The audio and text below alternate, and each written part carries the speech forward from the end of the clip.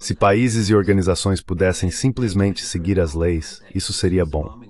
A OTAN é uma organização criminosa desde o bombardeio da Iugoslávia, onde não tinha nada a ver de acordo com seu próprio estatuto. Tem violado seu próprio estatuto. Em segundo lugar, por que aceitamos que ESA significa dissuasão ofensiva?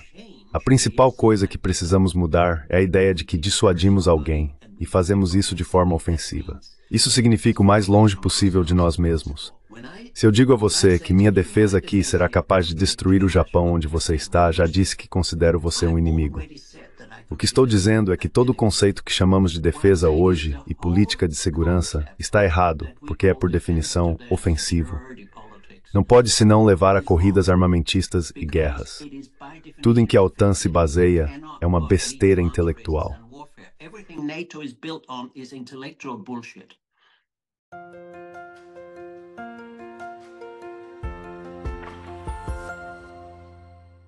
Hello everybody. This is Pascal from Neutrality Study. Olá, pessoal.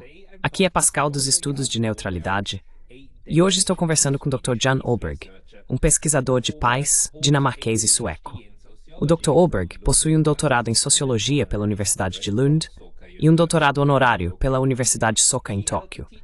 Ele ocupou cargos de ensino no Japão, Espanha, Áustria, Burundi e Suíça. É cofundador e diretor da Fundação Transnacional para a Pesquisa de Paz e Futuro. Ele também é um crítico declarado da atual mentalidade de guerra na Europa e nos Estados Unidos. Então hoje queremos discutir o panorama geral da guerra, paz e talvez também da neutralidade. Dr. Oberg, Jan, bem-vindo. Dr. Oberg, Jan, welcome. Muito obrigado. Sou com muito comovido. Well, let's start with yourself. Bem, vamos começar com você, porque você tem pesquisado conflitos por mais de 40 anos. Eu acho, se vi isso corretamente. Você pode nos contar um pouco sobre o seu trabalho e aonde isso te levou ao longo dos anos? Sabe, em termos de insights sobre como os conflitos e guerras realmente funcionam. Qual é a estrutura que você está usando para entender o que está acontecendo? Framework that you're using to understand what's going on. Bem, deixe-me apenas dizer rapidamente que todos nós somos inspirados e estamos sobre os ombros de outra pessoa. Eu tive um diretor na minha escola secundária que era o principal pacifista da Dinamarca. Ele foi um dos líderes em levar 7.000 judeus para a segurança na Suécia durante a Segunda Guerra Mundial, o que foi uma coisa perigosa de se fazer. Depois, estudei sociologia, vim para a Suécia e lá tive meu primeiro mentor, Håkan Wiberg, que era professor de sociologia e deu um pequeno curso de pesquisa pela paz. Então encontrei Johan Galtung, que infelizmente faleceu no início deste ano aos 93 anos. Fui amigo dele por mais de 50 anos.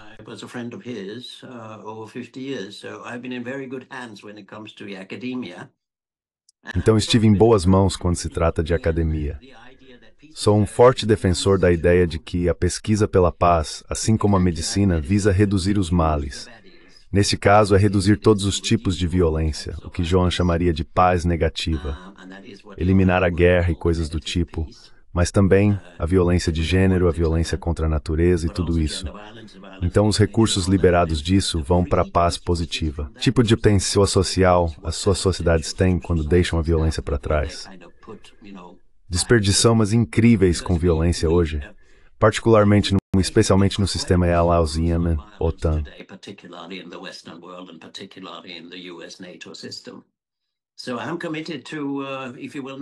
Então estou comprometido com, se você quiser, a não violência. E acredito que a maior maldição que o mundo ocidental tem no momento é que ele se desenvolveu porque não tem inimigos. Ele cria inimigos. Ele faz dos outros inimigos, como a China e a Rússia, etc., por seu próprio comportamento. Mas sou um firme defensor do aprendizado da paz. A paz pode ser aprendida. A paz pode ser aprendida no sentido de que poderíamos ensinar uns aos outros como lidar com conflitos. Conflitos são aceitáveis. Sempre haverá conflitos em um sistema vivo e dinâmico, seja um casamento, uma escola, um partido político ou uma democracia. O que devemos eliminar para sobreviver como humanidade e gastar melhor nossos recursos é eliminar, reduzir a violência.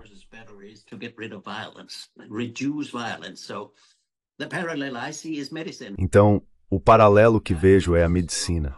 Você faz diagnóstico, prognóstico e tratamento. E o que a maioria dos pesquisadores da paz e a maioria das pessoas da paz e outras de bom coração não chegam a fazer é o que vamos fazer a respeito. Então você tem muitas pessoas que estão agora chorando sobre a Terceira Guerra Mundial e que ela vai explodir e blá blá blá. Nós não sabemos. E eu acredito em não acreditar nisso, porque as pessoas no poder querem que desistamos e nos tornemos derrotistas e tomemos outra taça de vinho, em vez de trabalharmos por alternativas. Sempre há alternativas, como as pessoas costumavam dizer.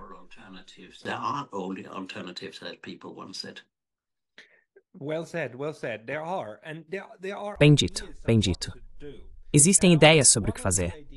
Agora, uma das ideias, e você falou sobre isso em outra palestra, é a das Nações Unidas. A ideia de paz imposta de cima para baixo, em forma de pirâmide, como um Estado central. É o sonho de Immanuel Kant, certo? A paz perpétua sob um governo mundial. Muitas pessoas agora estão dizendo que esse sonho não só acabou, como é um pesadelo, e deveríamos nos livrar da ONU em janeiro. De modo geral, porque obviamente não está funcionando. Eu te vi em outra palestra, onde você argumentou que, olha, não é perfeito, mas podemos trabalhar com isso. Você poderia nos contar o que pensa sobre como poderíamos trabalhar com essa instituição imperfeita da ONU?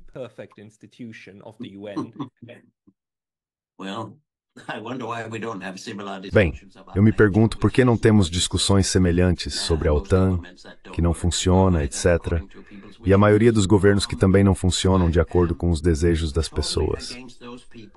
Sou totalmente contra aquelas pessoas que dizem que deveríamos simplesmente fechar a ONU, porque se não houver mais nada, existe o poder normativo da ONU e o direito internacional que está incorporado à ONU, e isso é uma carta. A carta tem coisas maravilhosas, como este documento mais gandhiano que os governos já assinaram. Diz que a guerra deve ser abolida no preâmbulo. E no artigo 1 diz que a paz deve ser estabelecida por meios pacíficos. E terceiro, o capítulo 7 diz que quando tudo tiver sido tentado por meios civis não violentos, então a ONU pode organizar uma força militar, digamos, para tirar um agressor de um país ou prevenir genocídio ou o que for.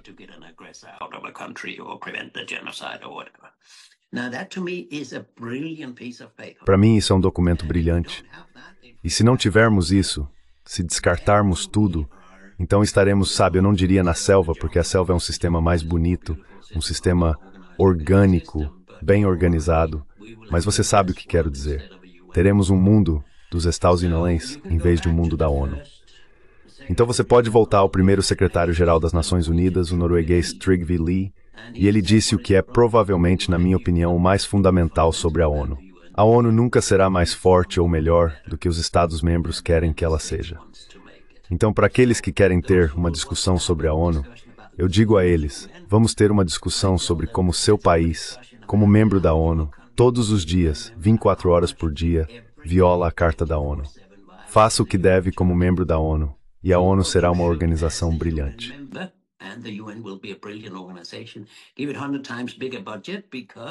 Dê um orçamento 100 vezes maior, porque, como você sabe, como parte final de responder a sua pergunta, o mundo gasta de 300 a 400 vezes mais dinheiro em militarismo e guerra do que na ONU.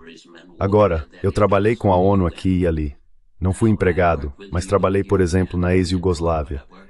Eles sempre recebem mandatos confusos.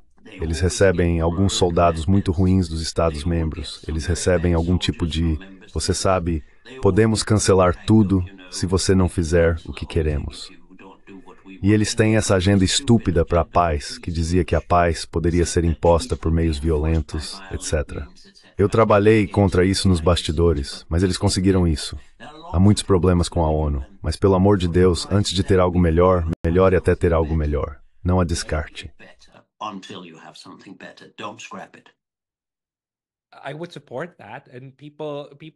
Apoiar isso.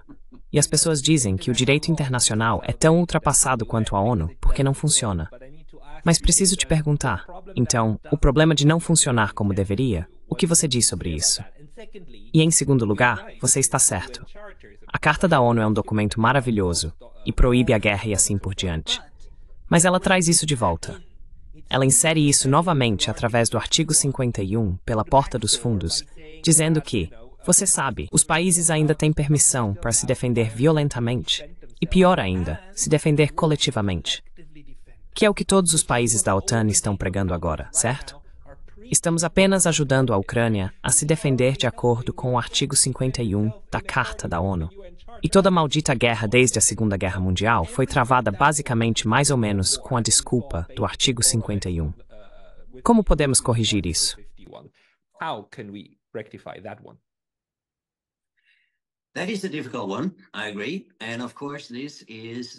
Essa é uma questão difícil, eu concordo. E claro, este é o ponto de partida que eles estão usando, que é o artigo 51 sobre o direito à autodefesa. Você até ouve Israel argumentar sobre isso no momento em que comete atos em nome da autodefesa. Mas resumindo, quem disse que deveríamos ter autodefesa da maneira que temos agora? Se você ler o tratado da OTAN, acho que você e eu poderíamos assiná-lo amanhã ou hoje. É totalmente defensivo. É uma cópia da Carta da ONU. Diz no artigo 5 do Tratado da OTAN que nossa única obrigação extra é apoiar um país que é um Estado-membro da aliança que foi atacado.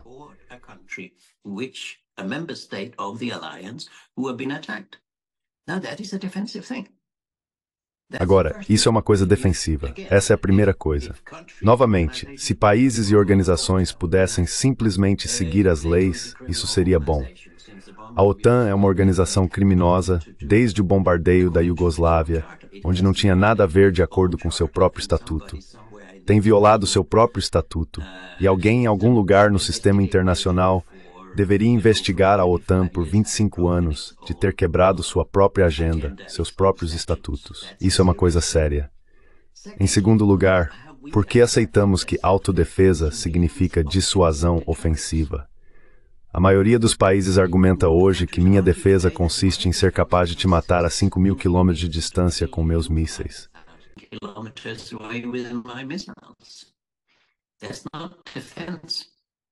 Isso não é defesa.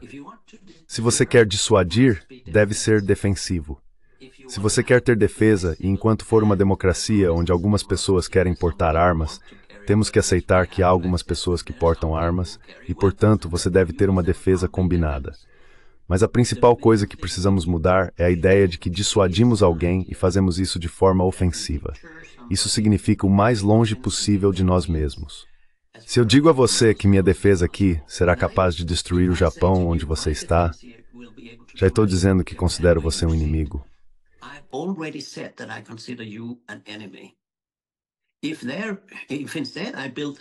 Se em vez disso eu construísse uma muralha chinesa, você sabe, com tecnologia moderna, e não estou falando de uma muralha física, mas é um símbolo de defesa defensiva, só funciona quando alguém vem até você e tenta fazer algo ruim para você. Então daremos o troco. Portanto, a defesa defensiva é uma combinação de menor poder destrutivo, defesa de curto alcance, densidade e mobilidade. Se você quiser falar em termos militares, não me importo com isso. Eu gostaria de ver um mundo apenas com defesa não violenta e resolução de conflitos não violentos e tudo mais. Mas em uma democracia, você sabe, algumas pessoas querem portar armas.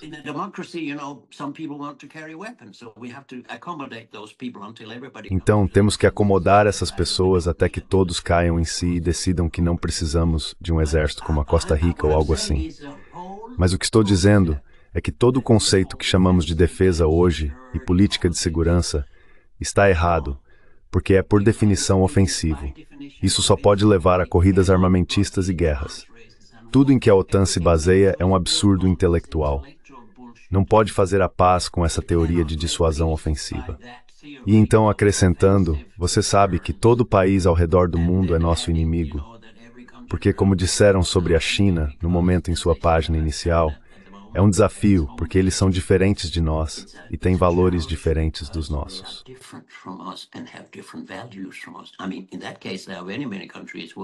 Quero dizer, nesse caso, há muitos países onde seu inimigo está.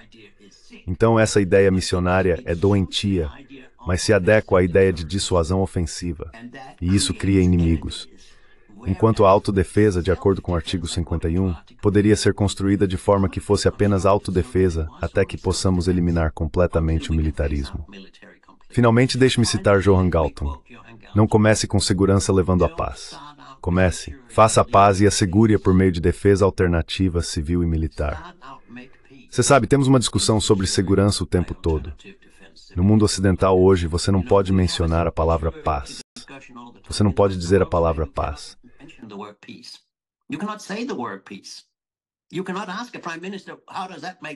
Você não pode perguntar a um primeiro-ministro como isso faz a paz.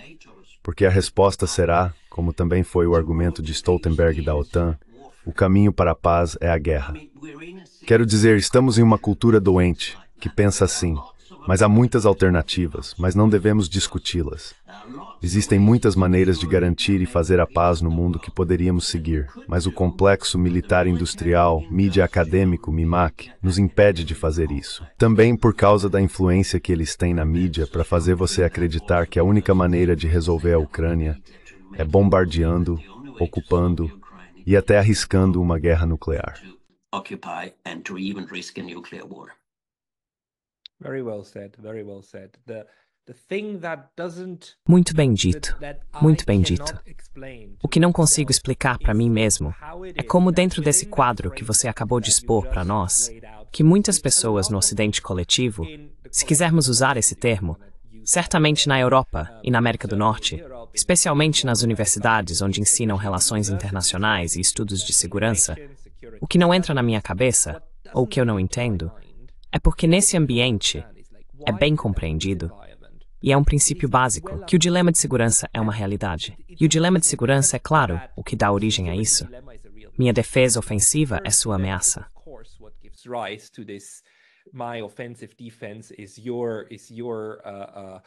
threat, and that threat perception will lead you to one up. E essa percepção de ameaça levará você a superar o outro. E você acaba em uma corrida armamentista e em grande perigo de uma grande guerra. Certo. E isso é entendido pelas mesmas pessoas que pesquisam isso. Mas precisamos de bombas maiores que o outro. E se o outro construir uma nova bomba, eles dizem, mas eles são maus. Eles são maus, mas ensinam isso. E eu vi isso. Ouvi isso no Japão. Pessoas que ensinam o dilema de segurança não entendem que, se o Japão atualizar suas forças militares, a China perceberá isso como uma ameaça. Eles continuam argumentando que a China deveria saber que isso é apenas autodefesa. Estranho. Você pode explicar isso? Talvez isso seja uma questão muito psicológica, mas talvez você já tenha se deparado com isso.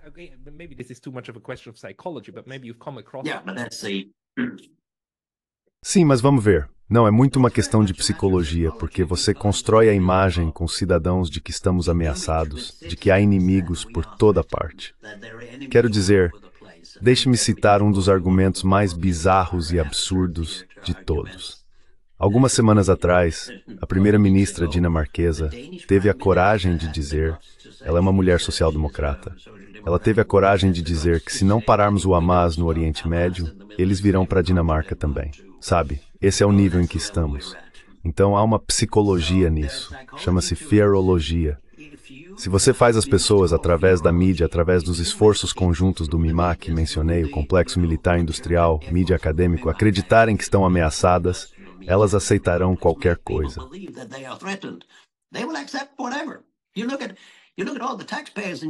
Você olha para todos os contribuintes na Europa agora, cujo dinheiro está sendo desperdiçado em bilhões, centenas de bilhões de euros, em uma guerra que já está perdida e que nunca deveria ter acontecido. Porque não teria acontecido se a OTAN não tivesse tentado se expandir. Primeiro, você sabe, 10 países, e depois tentando a Ucrânia também, contra todas as promessas que fizemos a Gorbachev. Essa é uma longa história, mas a ideia de que você pode ameaçar as pessoas, fazê-las sentir que o inimigo está chegando. A Rússia é terrível. Eles vão nos devorar todos, certo? Agora eu estou vivendo desde 1951 e tenho ouvido que os russos estão chegando. Não há um exemplo de a Rússia ter invadido um país da OTAN ou um estado neutro. É tudo invenção. São narrativas que tomaram conta da realidade.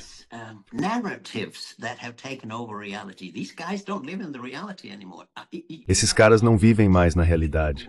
Você tem pessoas de alto escalão suecas, como eu disse, altos oficiais militares suecos, que dizem que devemos nos preparar para Putin, Vladimir Putin, Rússia, invadindo e fazendo uma ocupação parcial do sul da Suécia. Sabe, Eu gostaria de ver o cenário, e não há pessoas da mídia que sequer façam a pergunta, com licença, qual é o cenário que leva a Rússia a desembarcar na costa do sul da Suécia, onde eu basicamente estou? Não há ninguém respondendo a pergunta porque você tem o complexo mídia acadêmico. Você tem a mídia como parte da guerra e da fearologia. E é por isso que é muito difícil. Somos apenas pequenos cantos ao redor do mundo, onde estamos discutindo alternativas a isso, porque você não consegue passar com isso. Você não pode fazer isso em institutos financiados pelo Estado.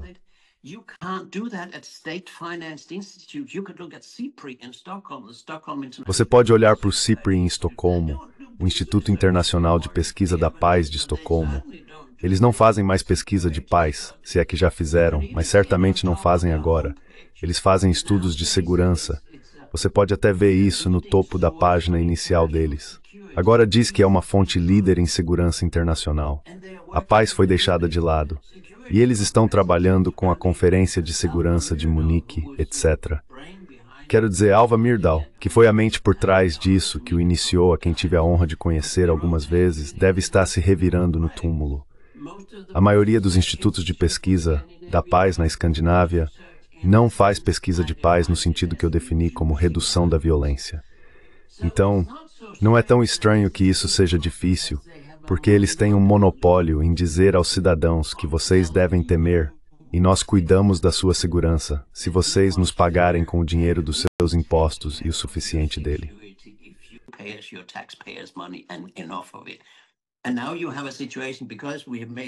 E agora você tem uma situação porque cometemos o maior erro da história ao tentar fazer da Ucrânia um membro da OTAN.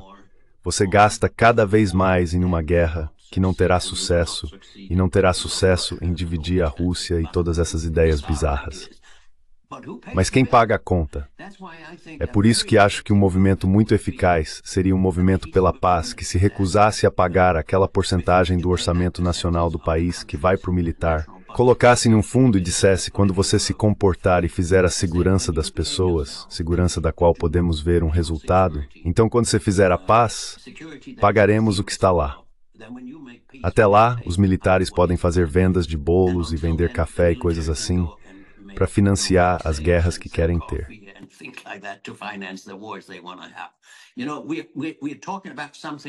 Você sabe, estamos falando de algo que é fundamental. Como você chama isso? Doris Lessing chamou de shikasta.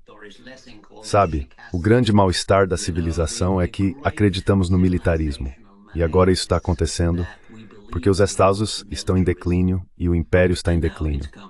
Está vindo à tona agora porque essa é a última coisa em que o Ocidente é bom, que é produzir armas. Perdemos todas as guerras, mas somos muito bons em desenvolver o complexo militar-industrial, mídia acadêmico. Então não estou tão surpreso que seja difícil, mas isso vai acontecer em algum momento. Eu diria que quando o Império dos Estados-Men cair, a OTAN cairá. E então teremos todas as oportunidades para criar um sistema global de segurança humana.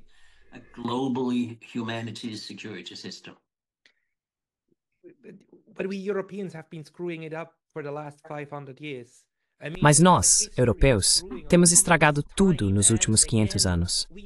Quero dizer, temos um histórico de estragar a paz repetidamente. Conseguimos perder a paz após a Guerra Fria. E não foi algo que simplesmente escapou das nossas mãos. Nós jogamos no chão, pisamos nela, e depois jogamos qualquer um debaixo do ônibus. E então evitamos qualquer um que apontasse que não estamos agindo de forma responsável aqui. É só. Não consigo entender como tantas pessoas concordam com isso. Ok, eu entendo que você e eu temos essas profissões e pensamos sobre essas questões diariamente.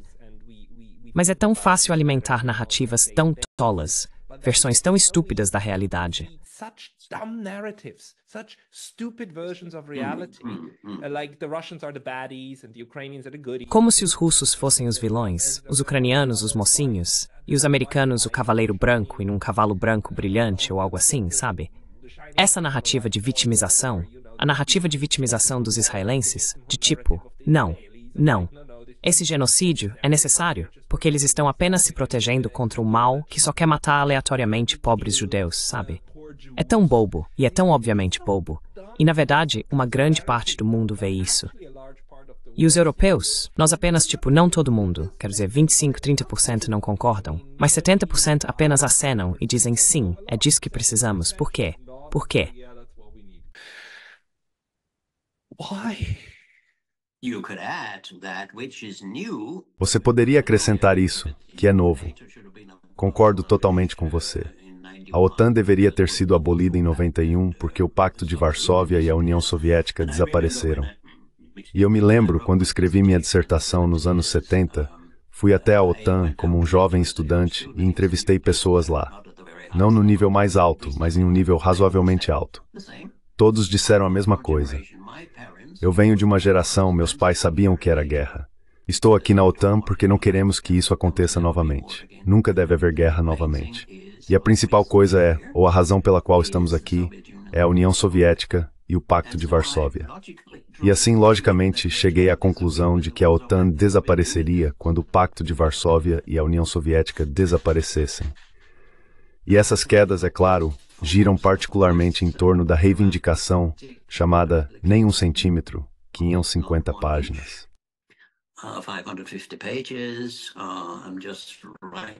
Estou esquecendo a história agora. O autor dela é chamado Not One Inch. E eles disseram, bem documentado, que o que fizemos em vez disso foi exatamente o que prometemos a Gorbachev não fazer, que era expandir a OTAN. E a OTAN, é claro, hoje, a única razão de ser da OTAN é a expansão. Não tem mais nada a oferecer ao mundo. Seu conceito, sua filosofia, suas teorias e conceitos são totalmente, como eu disse, besteira intelectual. Mas isso não pode. É uma igreja. É para pessoas que acreditam nisso. Não é para pessoas que têm uma mente intelectual e olham para o que seria útil para o mundo. Então a banalidade disso, deixe-me dizer isso em um nível mais profundo, Pascal, também tem a ver com o fato de que somos uma cultura cristã.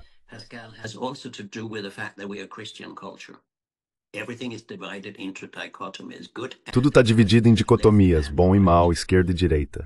E você pode continuar, como mulheres ou homens, ou o que for, sabe? E isso se aplica à Rússia também, que é basicamente cultura ocidental, mundo ocidental, e queria, aliás, fazer parte do Ocidente. Agora, resumindo, quando você tem essas cosmologias sociais subjacentes, ou como quer que você chame, e adiciona a isso a capacidade de dominar por meios militares, porque você tem sido o líder do mundo, você tem um coquetel muito perigoso, e você não vê isso. Sabe, a cosmologia é definida por algo em que operamos, mas não é tão fácil de ver. Você pode ver de fora. Agora, se você pegar os chineses, eles se baseiam nos 5 princípios de coexistência pacífica que Zhou Enlai e Nehru elaboraram há 70 anos.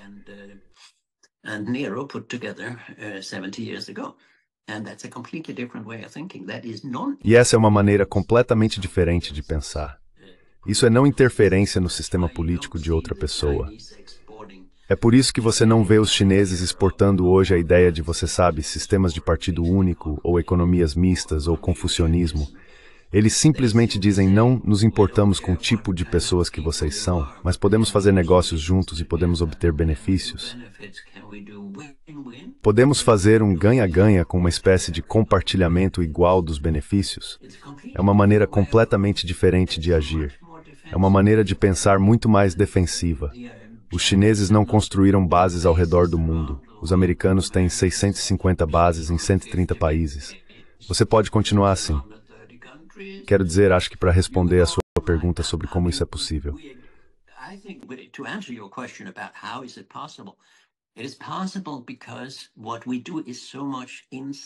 É possível, porque o que fazemos está tão enraizado nas formas como pensamos na civilização ocidental, se é que é uma civilização. A cosmologia é que é natural para nós sairmos e dominarmos todos, tornando-os nossos consumidores de Coca-Cola, democracia, direitos humanos ou o que quer que seja. Isso agora está chegando ao fim, porque eventos como as diferentes guerras, a guerra ao terror, o genocídio em Gaza, a guerra na Ucrânia e a destruição do Nord Stream são todos pregos no caixão desse domínio ocidental. Não sou tão pessimista em relação ao futuro, porque o Ocidente está, infelizmente, em um processo autodestrutivo.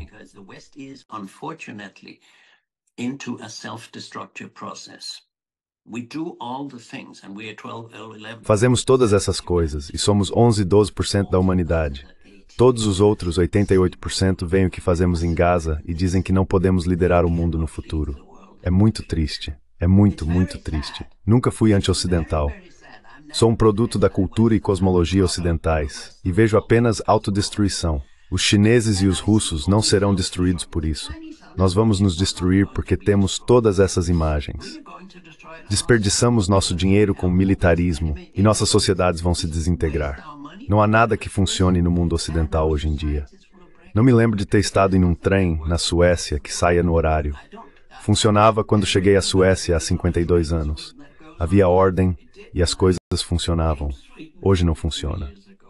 That was an order and things work. It doesn't work today. The fear that I have. We're undermining our own strengths. O medo que eu tenho. Estamos minando nossas próprias forças.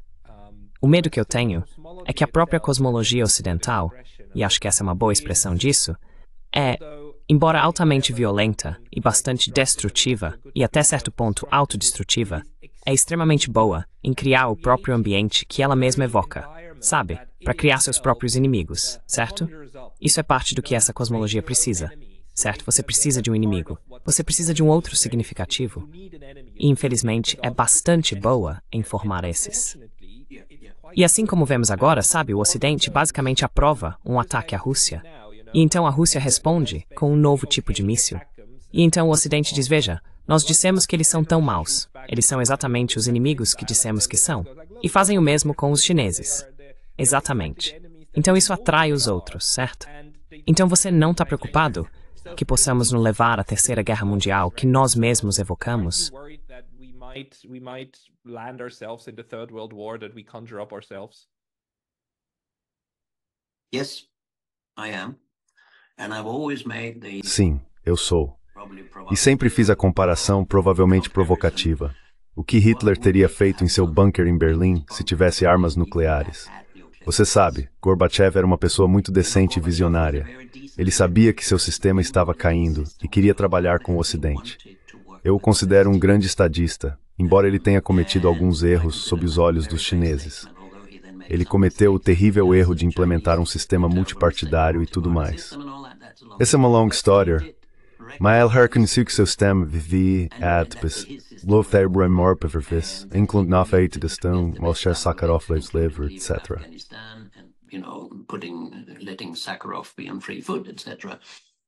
And then he said, hey, how are we going to cooperate? How do we create a new... Então ele disse, ei, como vamos cooperar? Como criamos um novo lar europeu, onde não temos esse militarismo e essa confrontação de blocos e tudo isso? Então, é isso que eu não tenho certeza, ou tenho certeza de que não temos tais personalidades, tais líderes no mundo ocidental, nos países da OTAN, nos Estados Unidos. Então, sim, isso significa que você pode ver dois cenários, de forma bem geral. Mas é claro, mas um cenário seria os Estados Unidos implodirem, meio que se desintegram por dentro. Coisas que não funcionam mais, infraestrutura que não funciona, ninguém obedecendo mais, muitos conflitos dentro da OTAN, etc.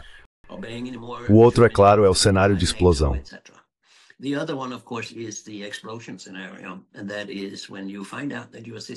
E é quando você descobre que seu sistema está no fim, quando seus impérios chegam ao que todos os impérios fazem.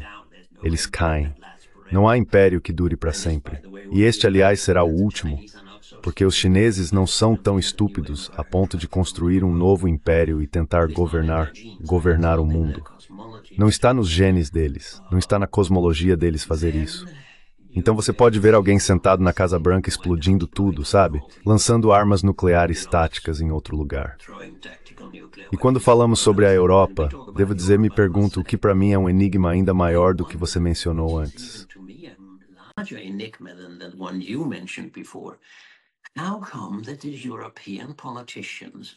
Como é que os políticos, líderes e cidadãos europeus aceitam a possibilidade de serem massacrados em uma guerra nuclear na Europa iniciada pela OTAN, que é liderada pelos Estados Unidos?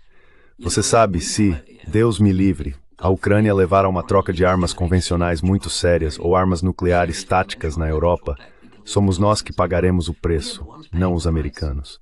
Isso não vai envolver mísseis balísticos intercontinentais. Será no campo de batalha da Europa onde estou sentado. Não consigo entender que não haja nem mesmo um senso de decência entre os líderes europeus para dizer que não seremos as vítimas dessa política que a OTAN vem perseguindo há 30 anos, tentando incluir a Ucrânia. Todos estão apoiando isso.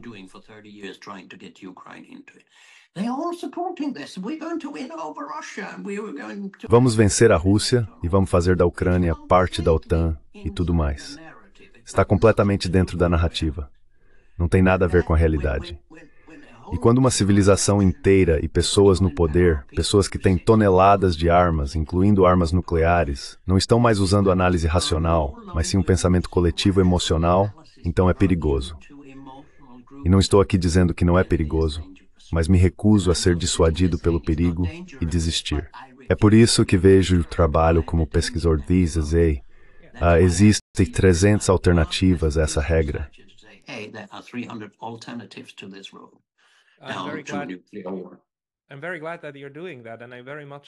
Estou muito feliz que você esteja fazendo isso, e concordo plenamente.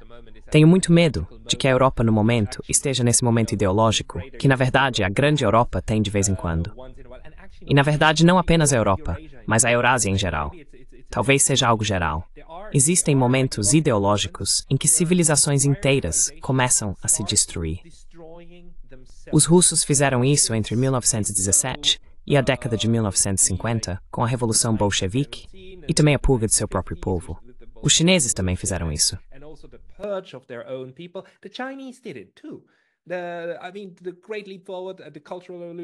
Quero dizer, o grande salto adiante, a Revolução Cultural. Esses foram momentos em que destruíram seu próprio patrimônio cultural. E a União Soviética basicamente se erodiu internamente. E talvez agora a Europa esteja nessa fase. E isso vai ser extremamente perigoso. Quero dizer, os nazistas estavam nessa fase. Quero dizer, genocidar milhões do seu próprio povo. Você não faz isso quando é uma sociedade saudável, certo? Os israelenses provavelmente estão lá também, porque são as mesmas pessoas vivendo no pedaço estado de terra, certo? Certo, matando as pessoas sobre as quais parte da sua prosperidade foi construída. Então, claro.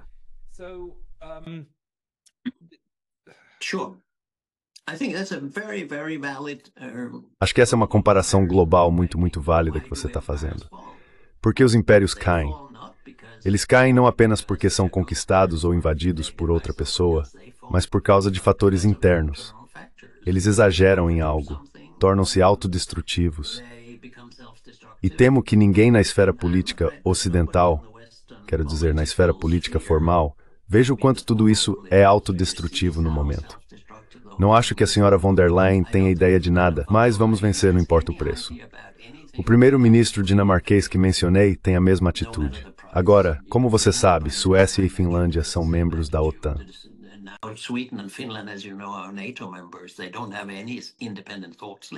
Eles não têm mais pensamentos independentes. Eles apenas seguem o rebanho, e o rebanho diz que vamos vencer a Rússia na Ucrânia.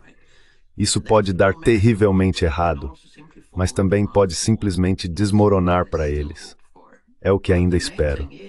Mas o principal é que aquelas pessoas que trabalham contra tudo isso deveriam se tornar construtivas. Elas deveriam se tornar médicos. Deveriam olhar para a cura e o tratamento, mesmo que pareça irrealista. Porque, e é isso que sempre cito, a rainha da pesquisa pela paz, Elise Bolden, sempre dizia: você não pode fazer as pessoas trabalharem por algo que elas não conseguem imaginar.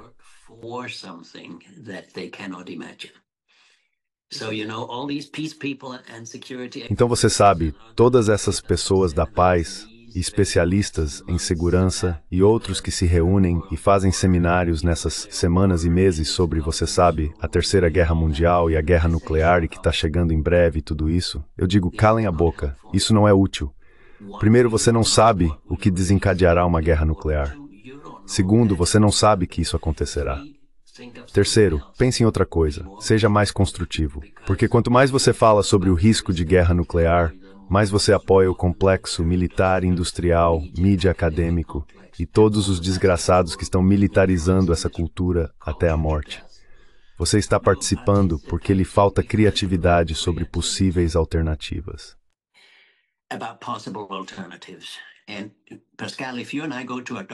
E Pascal, Se você e eu vamos a um médico e ele ou ela faz um diagnóstico e um prognóstico e diz que você estará morto em 1 ano porque tem esta ou aquela doença, você não acha que é um bom médico.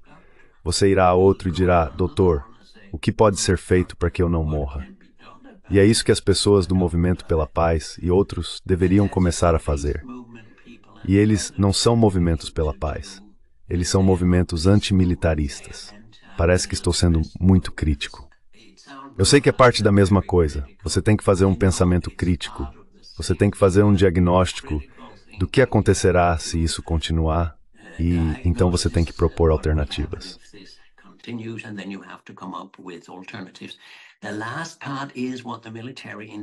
A última parte é o que o complexo militar industrial prospera, que tão poucos pesquisadores, movimentos, etc., e políticos estão pensando nas alternativas perfeitamente possíveis para esse caminho. Você não consegue iniciar uma discussão no momento. Estou totalmente excluído da mídia dinamarquesa e sueca, o que não era o caso há 20 ou 30 anos, porque eles sabem que eu diria que é fácil fazer a paz na Ucrânia. Sabe, se eu começar a dizer isso, as pessoas acham que isso é realmente perigoso. Parem esse homem. Por qual razão? A razão é que os tomadores de decisão, políticos, parlamentares, sempre criticam uns aos outros. Eles são criticados pela mídia e editoriais.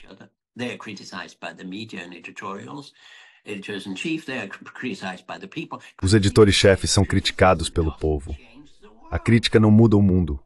O que muda o mundo é quando as pessoas dizem, ei, isso poderia ser feito de forma diferente. Poderíamos fazer de uma maneira muito mais inteligente. É aí que os políticos dizem, opa, alguém tem ideias melhores do que pensamos ter.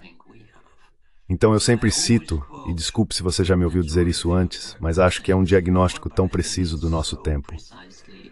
É George Bernard Shaw, o autor irlandês de Dublin, que disse, a maioria das pessoas olha para o mundo e pergunta por quê.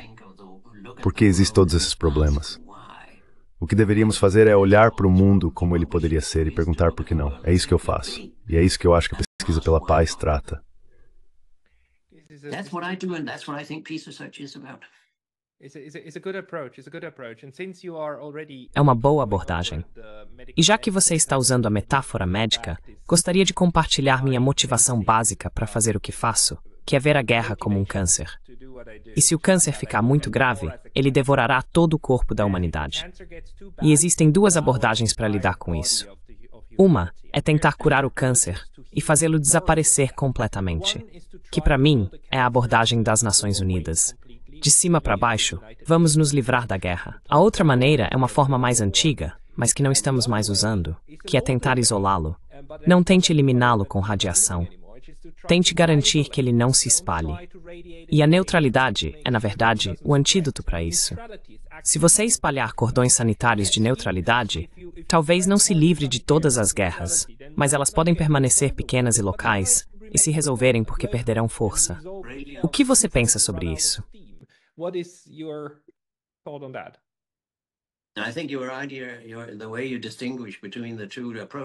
Acho que sua ideia, a maneira como você distingue entre as 2 abordagens, é brilhante, Pascal. Obrigado por me dar isso. Acho que se você disser isolamento, poderia dizer, e estou apenas tentando isso com você, como 2 intelectuais jogando ideias um no outro, para ver como o outro reage. Um bom diálogo termina com pontos de interrogação, não com pontos de exclamação. Eu diria, você não vê os atuais 11 e 12% do mundo que chamamos de Ocidente como se isolando? Sabe, eu não vejo ao redor do mundo. Não vejo quando estou na China e converso com as pessoas. Não vejo nenhuma fascinação com o militarismo. Não vejo nenhuma fascinação com a guerra. Eles falam de paz. Acabei de ser convidado para esta celebração dos 5 princípios.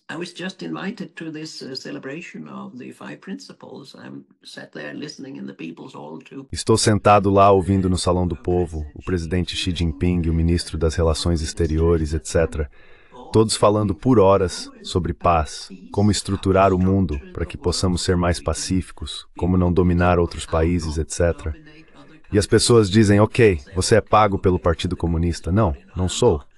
Bem, estou apenas dizendo que há uma abordagem tão diferente para isso. Enquanto qualquer pessoa que você ouve no mundo ocidental hoje está falando sobre guerra e o risco de guerra e ameaças e do que devemos nos proteger, quero dizer, eu escrevi sobre isso e defendo isso. O mundo ocidental ficou mentalmente doente, e isso é muito triste. Mas acho que o isolamento está chegando.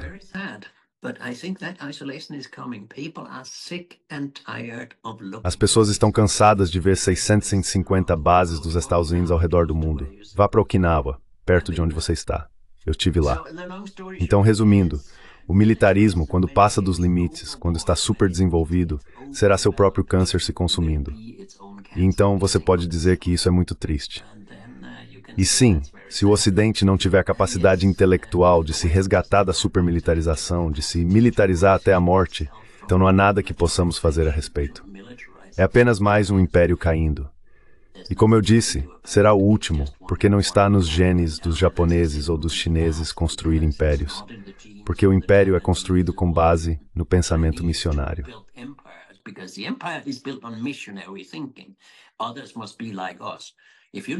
Outros devem ser como nós. Se você olhar para o que os chineses estão dizendo, eles não querem que os outros sejam como os chineses. Os chineses, assim como os japoneses, querem ser específicos, únicos e eles mesmos. Eles não estão tentando fazer com que todos se tornem confucionistas ou algo do tipo. É muito fascinante porque as pessoas sempre dizem que com o novo mundo multipolar e multinodal, a China se tornará apenas um novo império. Como você é ingênuo, Jean. Acho muito ingênuo acreditar que os chineses construirão um império modelado nos Estados Unidos da América ou no Império Britânico. Não acho que eles farão isso. Não posso provar que não farão. Mas não vejo nada em sua cosmologia social que leve a isso.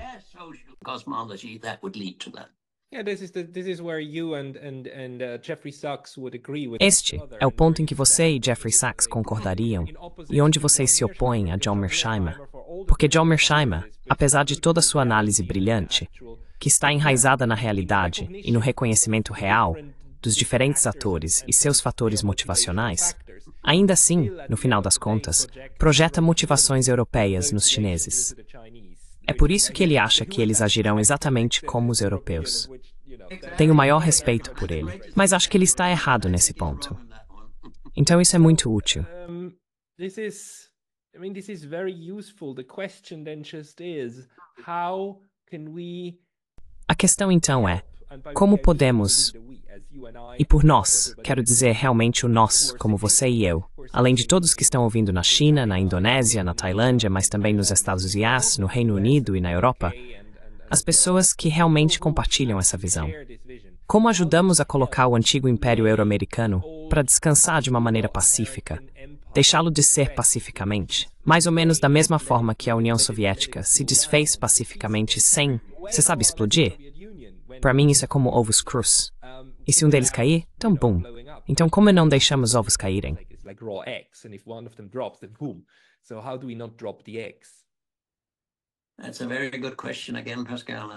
Essa é uma pergunta muito boa. Novamente, Pascal, eu gosto dessa conversa que não é uma entrevista, mas uma conversa. Acho que escrevi há alguns anos também inspirado por Johan Galton, que perguntou se há alguém que pode ajudar os Estados Unidos. Você sabe, ele previu que cairia como um império. Deixe-me deixar isso claro para seus espectadores. Não estou falando dos Estados A como sociedade, estou falando sobre o império. E claro, impérios custam tanto que acabam consumindo os recursos que você precisa para sua própria sociedade. E é isso que você pode ver na infraestrutura dos Estados Unidos hoje e na pobreza e tudo mais. Mas ele perguntou, quem pode ajudar os Estados Unidos?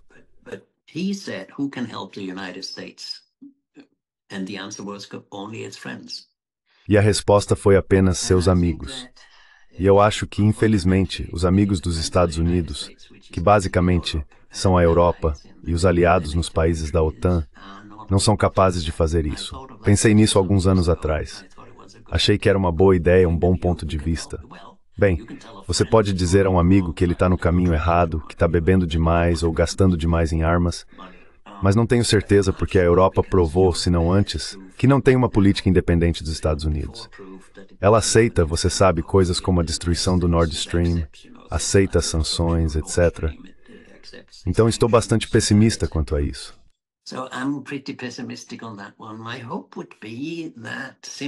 Minha esperança seria que as coisas lentamente, mas de maneira razoavelmente ordenada, desmoronem no mundo ocidental para que em algum momento alguém no mundo ocidental diga vamos nos juntar a eles porque não podemos vencê-los. E isso deve acontecer antes que os Estados Unidos e a OTAN, etc., tenham desmoronado completamente em uma guerra. Você e eu só podemos sentar e especular sobre isso, porque a guerra que todos tememos, mas que me recuso a ser dissuadido por ela em meu trabalho e minha vida privada, pode acontecer essa tarde. Você tem que reconhecer que essa é a situação em que estamos. Mas isso também deve levar todos que são pagos com muito dinheiro pelo sistema militar chamado OTAN a perguntar por que diabos essa aliança, que nos prometeu paz, acabou sendo o principal ator e o principal lutador de guerras.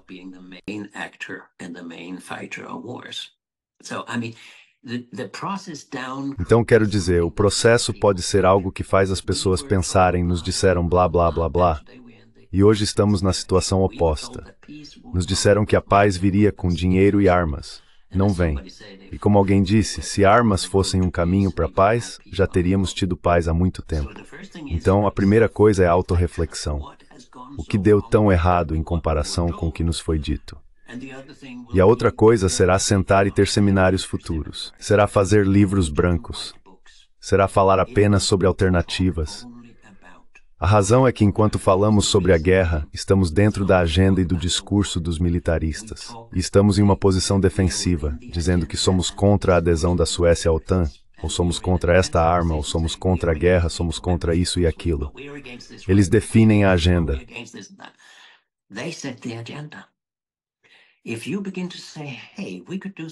Se você começar a dizer, ei, poderíamos fazer as coisas de maneira completamente diferente. Veja aqui. Existem bons exemplos no mundo. Pode ser feito de forma diferente. Resolução de conflitos, não violência, pensar no futuro, melhor ordem mundial, multipolaridade, defesa alternativa. Talvez alguém, só posso esperar por isso, talvez alguém se anime e diga, oh, droga, nunca pensei nisso. E é isso que faz o mundo mudar. É quando as pessoas dizem, nunca pensei nisso. Não é dizer que a guerra está chegando amanhã que faz o mundo mudar. É por isso que estou muito hesitante em dizer o que acabei de dizer a você. Mas, por outro lado, não estou aqui sendo ingênuo e acreditando que não pode haver uma guerra, porque pode muito bem haver uma guerra por causa do seu crime.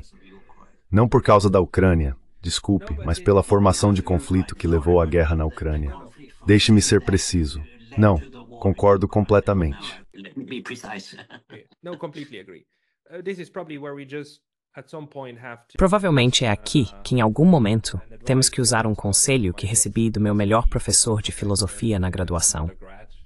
Se você quer discordar de alguém e não quer que a pessoa se feche, você só precisa mentir para ela e dizer, eu concordo completamente com você. E o que vier depois do pode ser o oposto do que ela acabou de te dizer. Mas você precisa primeiro dizer que concorda para mantê-la aberta à sugestão. Precisamos manter essa discussão aberta, Jean, mas eu preciso ir. Então, se as pessoas quiserem ler seus escritos ou segui-lo, para onde devem ir?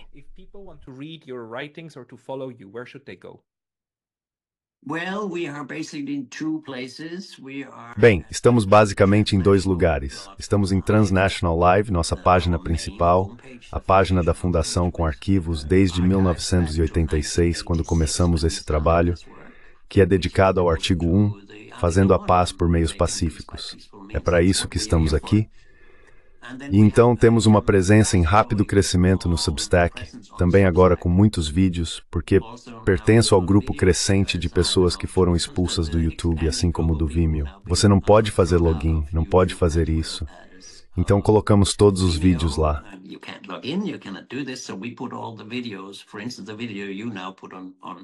Por exemplo, o vídeo que você agora coloca nos vídeos de estudos de neutralidade no seu canal do YouTube, nós vamos assumir e postar no Substack. Então é isso que fazemos. E também estamos frequentemente em todos os tipos de redes sociais. Estamos tentando usar as oportunidades que elas nos dão, mas também estamos ficando cada vez menores, por exemplo, no Facebook. Podemos viver com isso. Estamos crescendo muito rápido na mídia chinesa e em outras mídias não ocidentais porque o resto do mundo está buscando paz. e o mundo ocidental está buscando mais militarismo. Então estou bastante otimista, mas Transnational Polive é onde você terá acesso a tudo mais que fazemos. Certo. Vou colocar tudo isso na descrição abaixo. Jan Öberg, muito obrigado pelo seu tempo hoje. Muito obrigado pela boa conversa. Eu realmente gostei.